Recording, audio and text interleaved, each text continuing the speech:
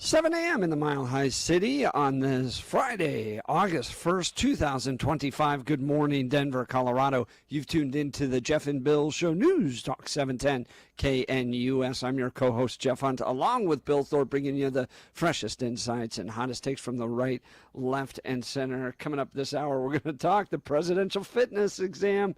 Could you pass it? Could you get the Presidential Physical Fitness Award? Well, Donald Trump yesterday, along with some other athletes, bringing it back. I guess it's disappeared since the Obama administration. That's after I left school, so I don't know what school would be like without it. But big topic of conversation around the dinner table yesterday. Pulled up some of the scores. What are the kids going to have to do in order to get that Presidential Physical Fitness Award? And could you do it? We'll have the latest on that. Plus, Thomas Kincaid, yes, that painter, arguably the most popular conservative Christian painter of all time, passed away a few years ago. Well, has the family gone woke? The Family Foundation and a spat with Kristi Noem and DHS. We'll give you the latest on that. Plus, Bobby Daniel's going to join us in the 8 o'clock hour, George Brockler in the 9 o'clock hour, and then we'll finish the week with some cowboy poetry. So a whole lot of great stuff coming up for you. Now it's time for News and Comment with Blake Olson.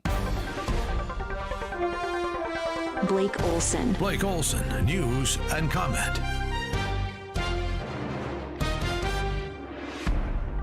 TGIF, good morning. 57 with some clouds overhead. Going to be a great day again, expecting a high of 86 today. This portion of the news sponsored by Pastor Camp Heating and Air Conditioning at 303-777-1234 to learn more about special savings opportunities on Lennox equipment.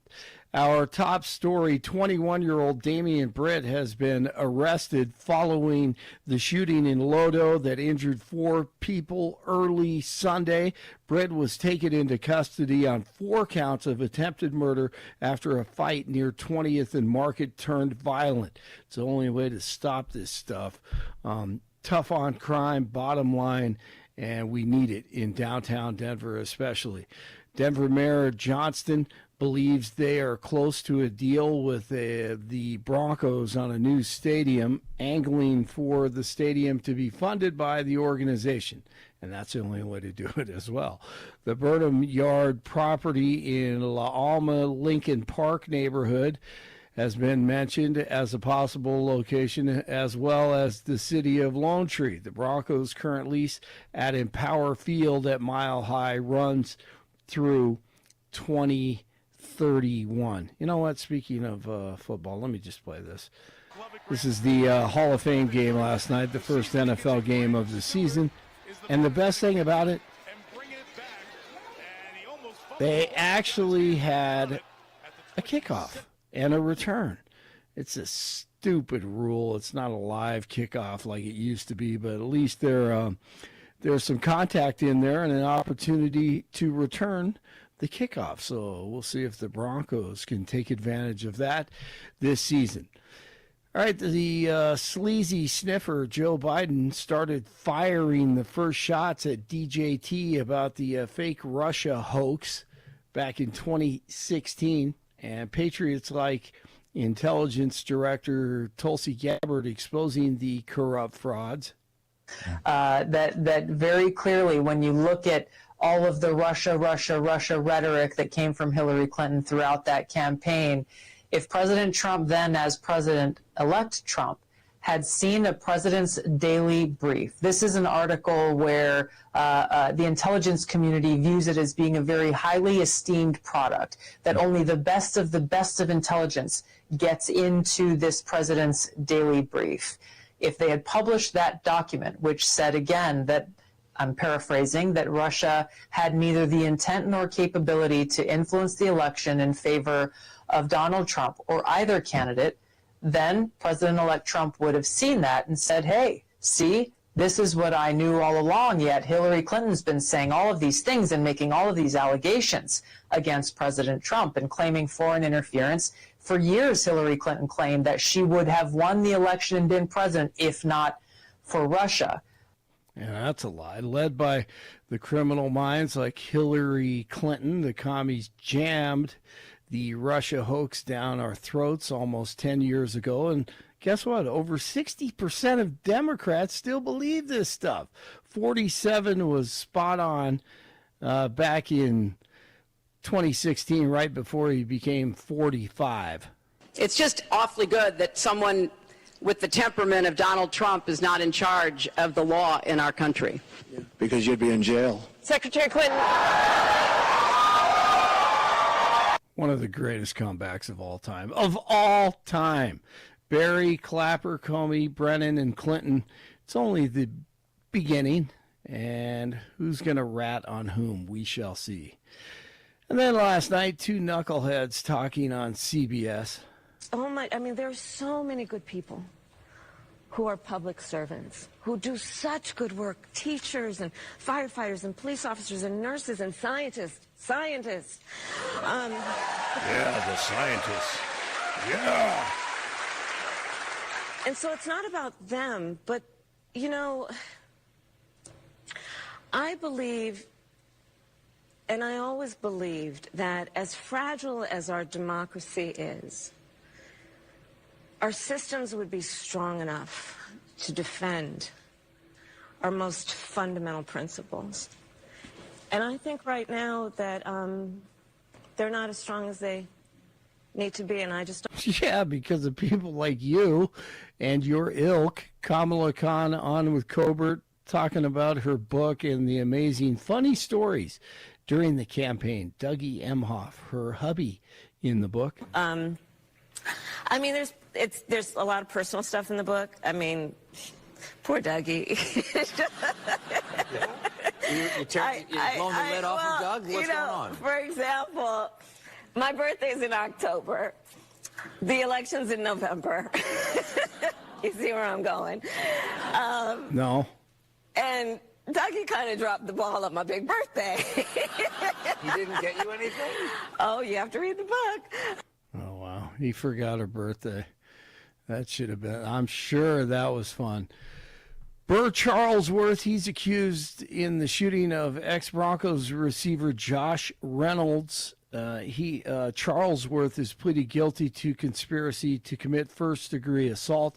Charlesworth is one of 9 people charged in connection to the October attack, which police say happened after Reynolds left a strip club in Glendale. Prosecutors called the shooting a coordinated ambush.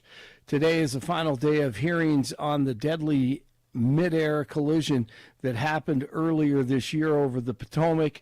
Thursday's testimony centered on air traffic control training. 67 people died in January's mid-air collision. 47 have signed an executive order increasing tariffs on exports from around 70 countries worldwide. The order says the new rates will kick in next week. He also announced that tariffs on Canada will go up from 25 to 35% starting today. UCLA says it's losing $200 million in federal research funding after it was accused of anti-Semitism. And the U.S. Special Envoy to the Middle East has arrived in Gaza. Steve Witkoff was in Israel Thursday to meet with Prime Minister Netanyahu and seen arriving this morning in Gaza. All right, Broncos training camp continues today and tomorrow, and they are off on Sunday. Baseball, Pittsburgh in town to take on the Rockies tonight. 55 in Parker, 54 in Superior, and 57 in Denver. Jeff and Billy continue on Friday. Blake Olson, News Talk 710, KNUS. It's a different day, but the weather forecast is about the same. Highs will be around the lower 80s, partly cloudy with another round of afternoon and evening showers and thunderstorms likely, some producing heavy rain, lows tonight upper 50s. Bit warmer, middle to upper 80s Friday, scattered afternoon and evening thunderstorms, upper 80s and lower 90s for the weekend with isolated afternoon thunderstorms. Weather is a service of L&L Heating and Air Conditioning. For quick, trustworthy, and dependable service, call L&L Heating and Air Conditioning at 720-851-1691. Visit them online at bestdenverhvac.com. You'll be comfortable with L&L. Meteorologist Don Day in the 710 KNUS Weather Center.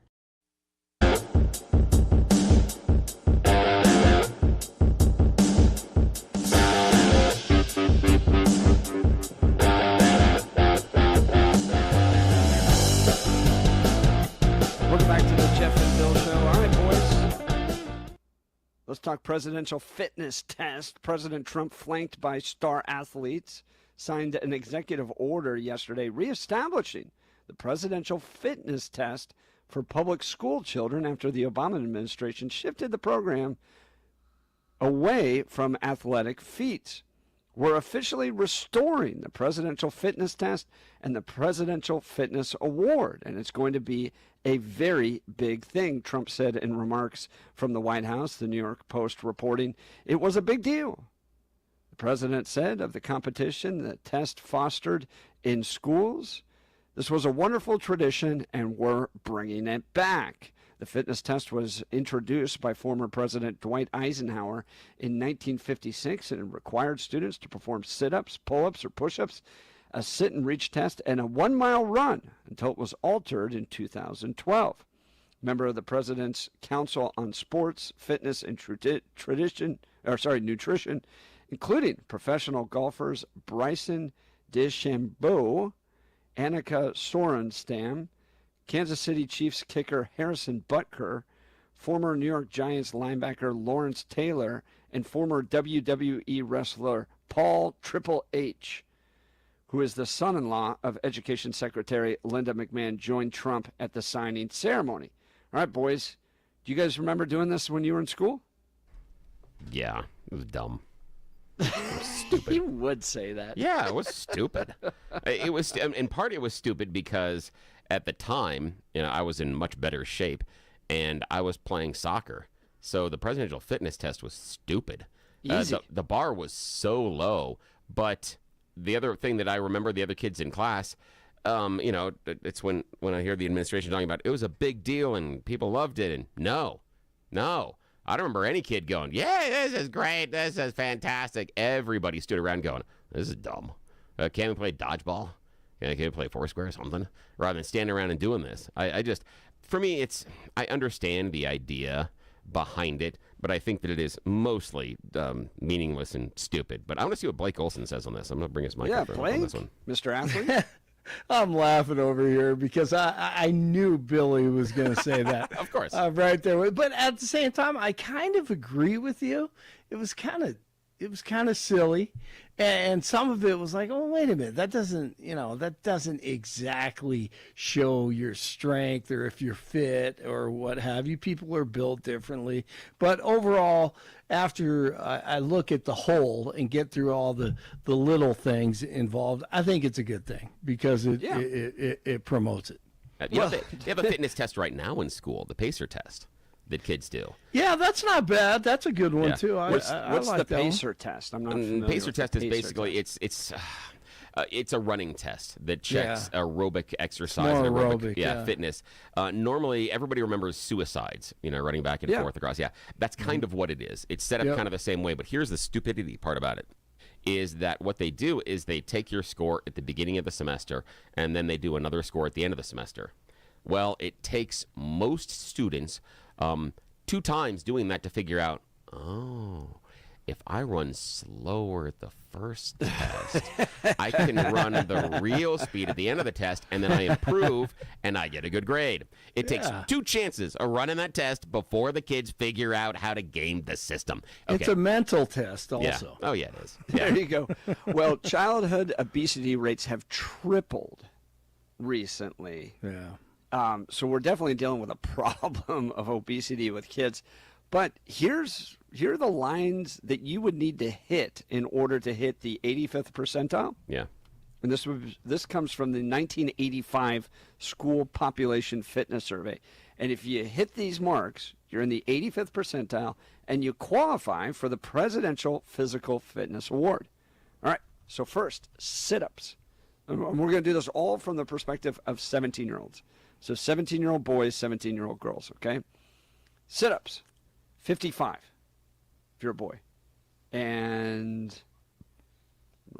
44 if you're a girl. 55 if you're a boy, 44 if you're a girl. You think you could hit that today? Think you could do 55 sit-ups? No. I could not. No. Absolutely not. Fat and old. 5 boys? No, I'm fat and old. I'm not 17. And back when I had like a tight skin, more hair, and a fast metabolism, sure.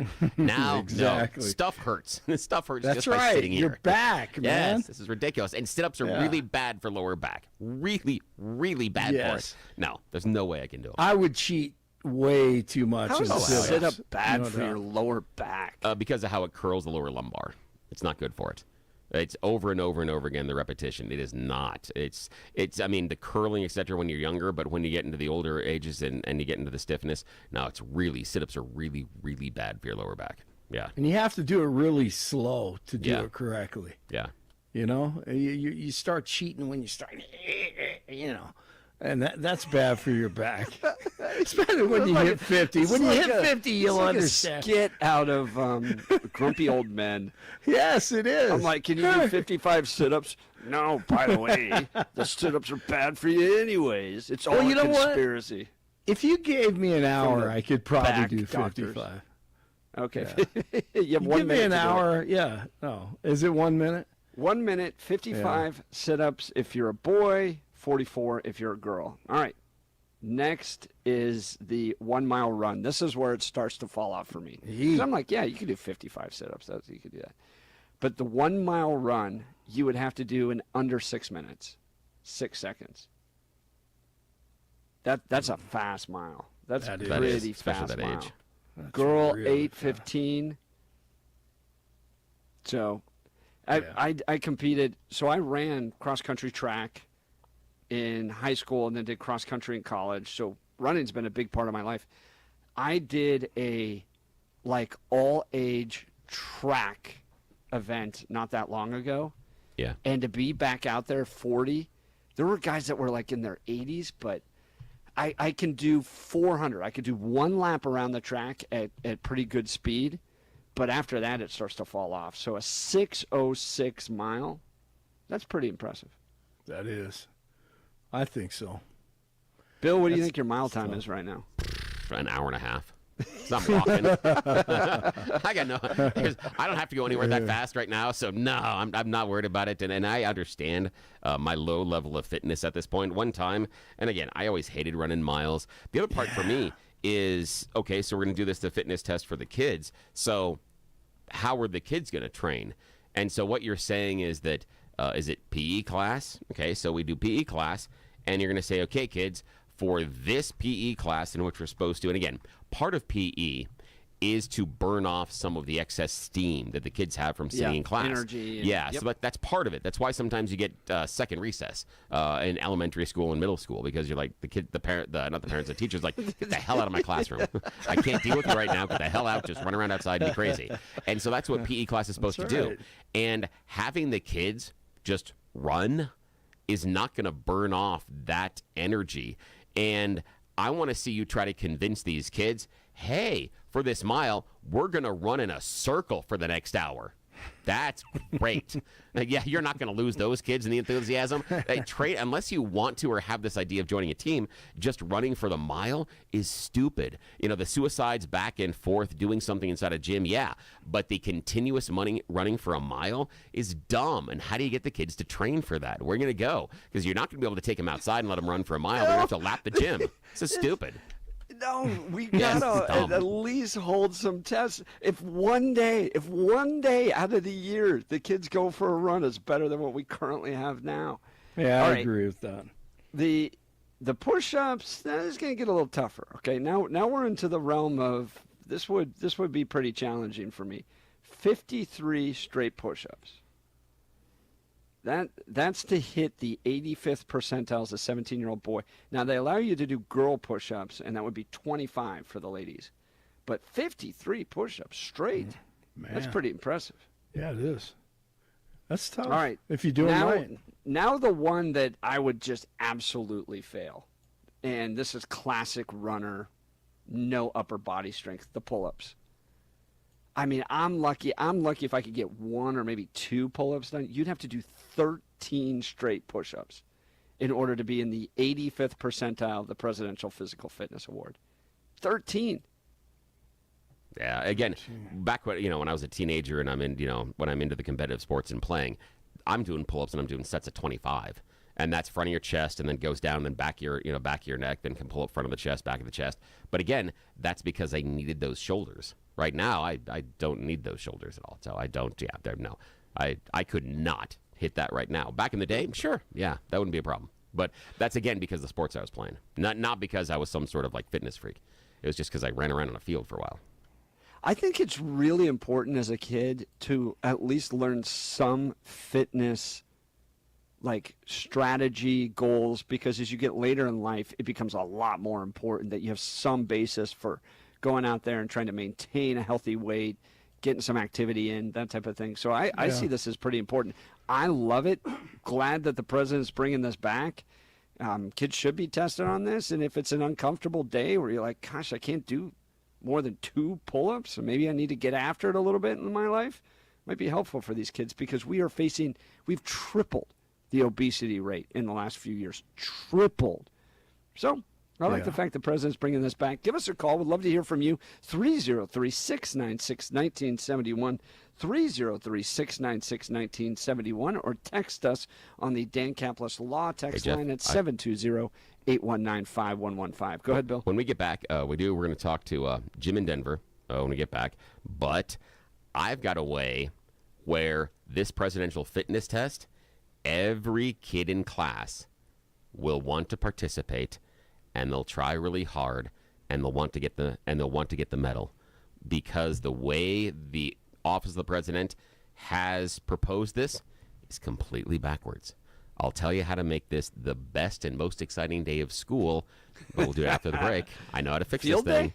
No, I've got an even better one. This is going to be fun. There's going to be a way where every single kid, if they pass the presidential fitness test, they are going to tell all of their friends. They're going to have a certificate they will put on their wall, and they will wear that medal around for weeks. It's because, though, the White House is not understanding the motivation. I'll explain it when we get back. Excited to hear this. Appreciate it. We'll continue. You're listening to The Jeff and Bill Show. This is Denver's Talk Leader News Talk 710 KNUS. Wake up, Denver. There's no better place to start your morning than IHOP, where the pancakes are fluffy, the coffee is hot, and the smiles are endless. Wednesday, August 27th, join Jeff and Bill as they broadcast their show live from IHOP at 1595 South Colorado Boulevard in Denver. You're officially invited to be part of the excitement. Come grab your favorite breakfast and watch the Jeff and Bill Show in action from 6 to 10 a.m. Don't forget to try the special Jeff and Bill breakfast. Pancakes, any style eggs, and crispy bacon, all for just $7.10. It's a deal as good as their hot takes. All they need is you. Bring your appetite, bring your friends, and kick off your day with great food and great conversation. See you Wednesday, August 27th at IHOP.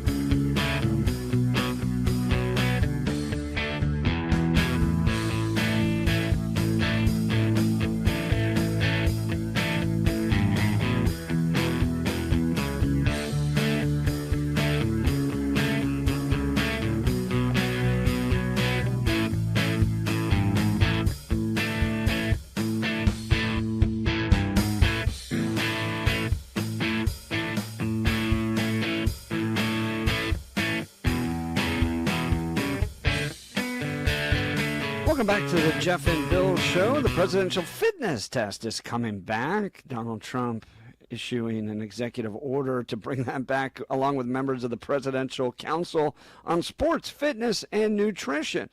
It's not an easy test. Is this good? Childhood obesity rates have tripled in America. Do we need to figure out a way to make America fit again? Let's go to the phone lines. Jim in Denver. Good morning, Jim. You're on with Jeff and Bill. Morning. Hey, morning, guys. I do recall those fitness tests. I enjoyed them. It was, but realistically, it was kind of an opportunity for many of us to make fun of the fat people and watch them struggle. And that's what we spend half the time doing, is waiting for them to get through the run and the pull-ups and all that. So I think it's kind of useless, especially when three-quarters of society is overweight in some fashion right now. Don't you? Well, the question I have about the fitness test is, okay, if you're not doing it well, then does it become kind of an inspiration to try to change your lifestyle? Let's say you're in the bottom 10%, for instance, in the fitness exam, you're not doing well. Do you think it's a wake-up call to the kids that maybe a little bit of public shaming, maybe a little bit of failing the test in front of everybody will get you to live a healthier lifestyle? Because look, obesity is a serious issue. You get that wrong, and you start to deal with real serious health consequences for the rest of your life. Your thoughts, Jim? So I did this in the 80s, and of course in the 80s they reclassified ketchup as a vegetable. So government's out there to distract us, really. I mean, maybe we're talking about this now because we don't want to talk about the GOP actually turning into guardians of pedophiles, just like the people that we talk down about, the Democrats, our whole lives, right? What are we going to do? Get some teacher out there that next thing you know, the phys ed teacher's overweight too, right? You're going to start out by making the phys ed teacher be able to complete these tasks that we put them Jim, through. and I appreciate the phone call. There was something funny. There was a story, and this is about 6 or 7 months ago, where there was a guy going through a college course to be a PE teacher, but he needed to have all of these accommodations at the school because he couldn't stand or walk for more than 15 minutes because of his obesity. He was morbidly obese, but wanted to be a PE teacher, but couldn't perform any of the tasks the kids could do in PE. I get it. The thing that I understand what Jim's saying, and I understand what you're saying, Jeff, about the idea of little public shaming, but these kids already know they're fat. I haven't known a fat kid that wasn't aware of that their entire life. Right. And so for me, I understand where Jim's coming from this because, yeah, for those kids that were overweight, and I remember them in school, this is just a highlight. This is an idea of, hey, in front of all of your peers, let's demonstrate how out of shape you are. Ta-da! Because all the kids in the class, they know.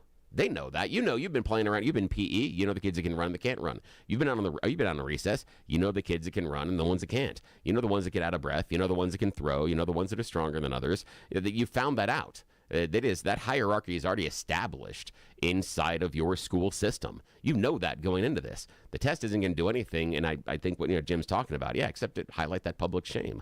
Yeah, and I remember there's a girl, Shannon, who was overweight in my class, and I remember going through some of these fitness tests, and it was atrociously painful for her. She was never going to hit any of these standards, and we knew it before the test even started. And every single year she had to prove that she failed again. But are we letting feelings matter more than actual physical health, right? So, yeah, I'm sorry you're publicly shamed. I'm sorry it's embarrassing for you. But did you say her name was Shannon? Yeah. But Shannon, if you don't address this, if you don't get really serious about this, you're going to deal with very serious health consequences for the rest of your life. And so you need to pick a hobby, pick a sport, get involved in something. Get serious about treating your health. But isn't that the job of, we don't want the school or the government to come in and tell people that, do we? Isn't that the responsibility of either the individual or the parents? Because again, I definitely think it's a responsibility of the parents. Yeah, but to say it's solely the responsibility of the parents? Well, let's pick up other educational examples and other things inside of the schools. If we talk about what books are available and things that are chosen in classes, we've been told, parents, should be the ultimate deciders, and parents are going to make the best choice for their kids. So it's kind of hard at that point to then get into it and say, well, now the government is going to tell you these standards and this has to be met. There's a dichotomy there that's difficult to deal with. But let's go to Donnie in Denver. Good morning, Donnie. You're on with Jeff and Bill. Morning. Oh, this is Johnny. Hey, you guys are bringing back some great memories. I was in a weightlifting class. We had one girl, great body, and I was the DJ. And in order to pass that class, the principal said, okay, you bring in great music, but you're going to have to run around this track 2 times. And I was 5'8", 140 pounds. I thought I was going to die. But I got a C in that class. And going forward, I have a granddaughter. She's should be overweight. She doesn't want to do any of the sport classes. And but she was a part of those 100 kids fighting thing. Oh, and she got injured. Yeah, she got injured in that. And I'm trying to convince her dad. I said, if she likes to fight so much, get her involved with female boxing. Make it, that'll give her some kind of exercise if that's what she's interested in. But we shall see what happens. Well, Johnny, I think I've got some kids that are very athletic. I've got other kids that are not athletic. But for me, it's not so much do you find a club or a sport or those types of things that you enjoy. I want you to have a skill set, and that skill set is living a good life. And that could be developing financial habits. That could mean developing healthy eating habits. That could mean developing exercise habits. But I think it's important for kids to go through the educational process to learn all these different habits so that they can live a happy, healthy life as they get older. And when we have tripled the obesity rate of kids, we're clearly not giving them a good skill set, whether that's healthy eating or healthy activities, to be able to live a good life. And so these kids are hitting adulthood and dealing with all of these very serious health consequences because we as a society didn't equip them to live a good life. So a little bit of testing, a little bit of pressure once a year in order to get your physical aptitude up, I think that's good. What do you think, Johnny? It's to keep them busy, too, these after school. Yeah. Sometimes in school and then sometimes after school, things can keep them busy. And my parents certainly had me involved with a lot of wrestling after school because my mother carpooling the wrestlers around and stuff like that. And I thought it was good, So. Well, Johnny, I appreciate the call. Thanks so much. Yeah, Johnny from you. Denver, his line will be open 303-696-1971. Bill, you said that the Trump administration could have done this in a way that really would have gotten the kids excited. Tell us about that. It really would have. This is the way. And then we will get to Brian and Arvada here in just a bit. They missed the boat here because there is a way that you could have gotten every single kid across the country excited about participating in this contest and making sure that they would want to pass it, and they would tell their friends and family about it. And we don't even have to change the name as the presidential fitness test. But here's what you have to do. Every year before the school year starts, so it'd be right about this time, the president takes the test and sets the bar. That's what it is. So that every year the kids go to school and try to beat the president. That's what you do. That's how you sell it. It's no longer a command performance. It's now a competition. And how proud are you going to be as a 4th, 5th, 6th, or 7th grader, even in high school? I can do more push-ups than our president. I can do the mile faster than our president. I can do more sit-ups than our president.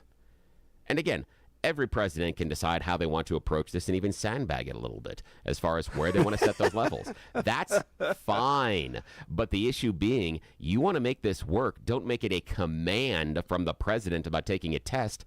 Make it a competition. Now you've given the kids a reason to want to hit the bar. It's not just something that someone has said, because again, it sounds very parental. The idea of, hey, you're going to have to pass this fitness test. Well, can you do it? Shut up. Don't ask me about that. That's what it appears like. But if the president goes out and does it, whoever the president is, I don't care. But they go out and they set the standard and say, okay, kids, can you beat me? Now you've got something, especially for the little ones. If you want to get them excited about this and you want to give them a motivation or a goal, there it is. There isn't a single fat kid that I can think of school that was motivated by the fact that, hey, you're going to have to run this fast and you better run faster later. Can't think about that. But I know a lot of kids that changed habits once they had a goal. That's the issue. There's no goal here. This is just meet a standard. Make it a competition. That's how you do it. You want to do it right? Make it Bill, that. when you got presidents like William Taft and oh hell yeah, Joe Biden, Donald Trump, and others, push-ups, sit-ups, run a mile. Hey, I don't know. When was the last president that I'm trying to think of that could do that well? I mean, Teddy Roosevelt was known for being incredibly active, but he was pretty overweight. I would put Obama and Bush's into it. Those would be the ones. Sorry, what was the second one? Both Bushes. I think both Bushes would do okay. Senior, not as much, but I think Junior probably could have done really well. Clinton would have been but then again, here's the idea though: is Carter, there's also some pressure on the president. Yes, for them to be able to do it because again, you talked about peer pressure. In front of the entire country, we can see you can only do 2 pull-ups. So there's some pressure there as well. So I think that on both levels, if the idea of the peer pressure in order to get someone in shape is good, I think it works for the president as well. And again, if you want to put the standard out, again, think about it though. How is it you can just have the medal and you've got the certificate in your wall? I can do more push-ups than the president. Kids are going to just eat that up. Well, the text messages are hot on this one and hilarious, by the way. Jason in Denver quoting Wayne's World. About the rope in gym class. This makes me feel kind of funny, like when we used to climb the rope in gym class. Kathy and Aurora, maybe the grade schoolers could try to beat the president, but make it more challenging for the high schoolers. They have to beat J.D. Vance. Yes. There we go. Again, there you go. Maybe also, though, this gives us pause as to who we're electing. Because the idea of, I don't know about the presidential fitness test. I don't know about that one. So, yeah. Suzanne texting in, how do you square being fit when your family eats fast food? We really don't. We've changed our diet. But my wife and I got serious about this a few years ago about getting just the quality of our food up, not eating fast food. And when I got off the fast food diet, you really don't want to go back on it. Like it is not something I enjoy anymore. And that's why I really appreciate companies like Black Eyed Pea, because it's great quality food at about the same price. Lots of text messages on this one. Oh yeah, this obesity has to do with diet more than overall fitness. There's plenty of people I know who I characterize as fit fat. If you want the little darlings to lose weight and get fit, force them to do yoga. That would be part of it. That is, and there's something that's really funny. There is there's a shit reality TV show that my family and I watch, and what it is, and it doesn't matter. But during the course of the show, there are some challenges that they have to work on as a team. And I remember one of the participants in the last season sitting there and she's and she turns to one of her friends that they're on the team together, and she's like, she goes, I came into this, I thought I was in the best shape of my life, and she's got this big backpack, they have to carry some weight. She goes, but in Pilates we don't have to lift anything. I'm like, there we go. So she was killing it in Pilates, but the idea there wasn't any weight training along with it. So when she actually had to load up a backpack and go for a mile or so and carrying the things, while she did have the ability, what she didn't train for was the weight. And that was the thing that was hard for her. So even though she was in what she said was the best shape of her life, she still is sucking wind during this competition. Yeah. What I'm appreciate when I think this will develop. For me, it's a skill set. And as I've gotten older, the fact I did cross country, the fact I did track, the fact I spent that time learning how to do a workout, a very serious workout, and to lose weight, gave me a skill set that I use to this day that I appreciate, is just how to maintain strength in my body as I get older. How to eat healthy food, that type and stuff. And I think in light of the fact that we've tripled the childhood obesity rates, there needs to be a dramatic overhaul of this. Let's go back to the phone lines. Brian Arvada. Good morning, Brian. You're on with Jeff and Bill. Morning. Hey, I agree with Billy. I think Barry Obama and W would be the only two presidents in history that could perform those tests to that standard. But even JFK had a bad back, so I don't think he could do it. But I grew up in the '80s, and to me it was kind of the golden age of America. I didn't grow up in a political environment. My parents were conservative Christians, so they had nothing to do with politics. They didn't even vote until my mom voted for Trump, which is kind of weird. But I was a Rubio fan. But anyway, having standards and striving for excellence, I mean, come on, how can that hurt anybody? Yeah, there was always those kids that couldn't do it, but that's where the gym teacher comes into play, and that's where you're encouraging and you're not discouraging, but you're rewarding people for excellence. It's like field day. I got more blue ribbons or green ribbons than the third place, but that's because I wanted to be good. I wanted to compete. I was an athlete, so I don't think we should shame any of that. It's all about teaching. Let's strive to be better. And if you're obese, hey, let's get a hold of this, because diabetes is a problem, and I don't want anyone to have that. So I had a great gym teacher. I think Trump is like a throwback to the 80s, trying to bring this stuff back, and I love it. And I don't think anyone should be opposed to it, striving to be excellent. What do you guys think? Brian, I'm with you 100%, Bill. I like that. Yeah, I like that. And I think you're right that during the 80s, as far as, where fitness was, we were on the cusp of some of the, the bad eating, but there still was, jazzercise, guys. Well, that's the key. Jazzercise. Well, the other thing is there was a lot of passive exercise. And what I mean by that is the freedom that all 80s kids will understand, the idea that once you went out that front door and cleared the sidewalk, your parents had no idea where you were. and the further away you could get and the longer you could spend out there, the better off you were. So sitting around wasn't a thing because, again, 80s kids, you understand me, that sitting around in front of the television or trying to play video games for hours, your parents were going to find something you were supposed to do. There were going to be chores. You have to clean something. You have to help them repair something. They're going to put you to work. Getting the hell out of the house and getting on that bike and riding for miles. That was freedom. And you get to do whatever you wanted, and you didn't have to be home until those streetlights turned on. There was that and that's what I exercise. did, Billy. Yep. Yeah, and that's what I did. I counted as 5 miles. I rode my bike every day after school. Yep. And now when I get on my bike, I feel the freedom I felt when I was in 4th, 5th grade, and it's wonderful when I cycle now. And one more thing, my first crush, Olivia Newton-John. Let's get physical. Oh yeah. Come on. Dude, Come yes. on. Let's go. Oh, Let's yes. get physical, everybody. Come on, kids. Oh, yes. I remember the poster, Brian. I remember the poster, my friend. Oh, thanks for the phone call. Oh, it's fantastic. Yeah, the 80s are coming back, right? Yeah, All right, so. We'll continue. You're listening to the Jeff and Bill Show. This is Denver's Talk Leader, News Talk 710 KNUS. If only my metabolism from the 80s would come back. I could really use that now.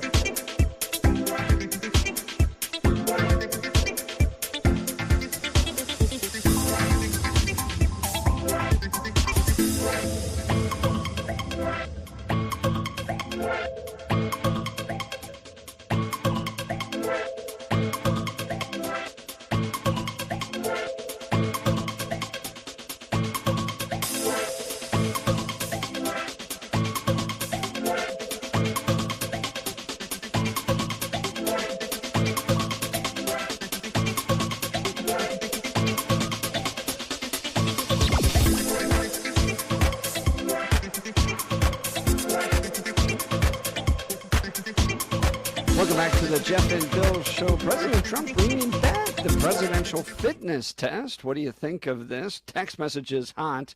I appreciate Trump bringing back the test, but you have to point out the irony that he pretty much plays golf and drinks Diet Cokes. Not the most physically active. And, Bill, this brings up an interesting question for me because you and I have been in politics to watch things come back around. Is this the revenge of Michelle Obama? Oh, wow. Because Michelle was all about, these healthy meals, and Republicans were showing up with plates of cookies to mock Michelle Obama and the food that she was changing inside the schools. Now, presidential fitness test, make America healthy again, make America fit again.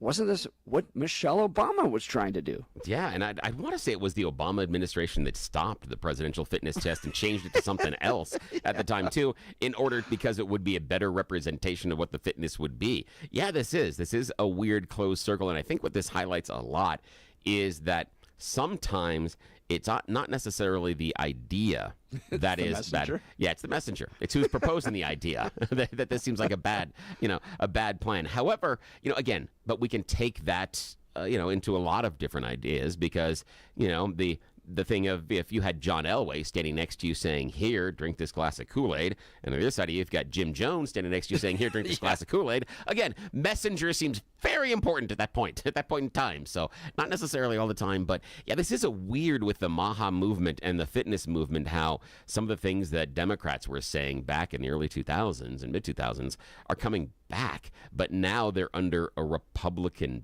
banner.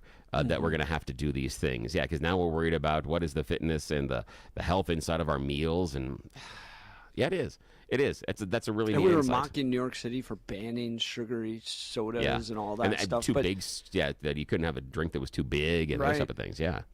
It's fascinating. Now, Bill, you and I were talking about some of the workouts that we hated. Yeah. Now, for me, going through being a soccer player, I hated the mile run. Was absolutely pointless. I hated it with a passion because, and I had a number of coaches that would come over like, hey, how come your eyes finishing last? And we know you're faster than this, and how come you wouldn't? And I would turn to them and say, Coach, if you can point to a time inside of the game in which I am going to have to run a mile continuously, I will go all in on this. For me, it's sprint and recovery. That's where you can do the most for me and how I'm playing. Sprint, recovery, that's what this game is. I never run a mile in one fell swoop. So this doesn't help me. I don't see the reason why this is going to get me better. Yeah, I would slough it off in the mile all the time. I hated the mile run. Which Jeff, is funny for me because I was a cross-country runner. I know. The mile was great. It was the short distance where you're going, I don't sprint this fast. Why am I running this fast? My body's not built this way. Text messages hot on this one. Breadman saying, Michelle Obama trying to poison the kids. The meals were filled with processed food and seed oils. Huh. Joan from Lakewood saying, who could promote all this? Pete Hegseth. That handsome man with his big muscles. He does like to do push-ups in front of a camera a lot. There's something there. He does that a lot. It's because, again, very few people, go around doing the push-ups and stuff, but when you start doing it in front of the cameras, you're like, there's a reason here. There's something else going on. I was always inspired by Teddy Roosevelt because he was a very active guy. I mean, the guy drank 5 gallons of coffee a day, I think, something like that. It was a ridiculous amount, so much energy. But, he was part of the Rough Riders, and he was this very active outdoorsman. He would do this thing called point-to-point hikes, which I loved, okay? And he did these, there's an island over off the Potomac where he would do these. He would get guys together and go, we're going to do a point-to-point hike, which means we're going straight that direction. And whatever we run into, we either swim across it or climb over it. Doesn't matter. We don't go around anything, which I always thought was super cool. That's like that child's book, the going on a bear hunt. That's basically what it is. Right. He's going on a bear hunt, yeah. I mean, and so you had, at one point, leaders like that were so active, but he was also, I think, quite obese. Teddy Roosevelt was. He was. Yeah, he was very rotund. Yeah. Yeah. And then William Taft had to have the special bathtub put in. Yeah, which is just crazy. Now, here's the. Do you think now, Jeff? This is. I hate to do this right here at the end of this hour, but do you think there is a quote solution for childhood obesity? And I mean, we're not getting rid of the McDonald's, and we're probably not going to get them to a point where they're serving the health food. Do you think there's a solution? Well, in my mind, yes, because it's what you consume and how active your body is that's the equation. And so my wife and I have been on a weight loss journey, and we've changed what we've eaten, and it's been successful, and we've been more active. So I think if we got serious as a country about this, yeah, we could address it. Your thoughts as we wrap? Well, I'm on a weight loss journey, but the journey's to the candy aisle. I'm going the other way. That's a problem I got. I got a sweet tooth. It's killing me, man. We got Bobby Daniel coming up next. You're listening to The Jeff and Bill Show. This is 710 KNUS.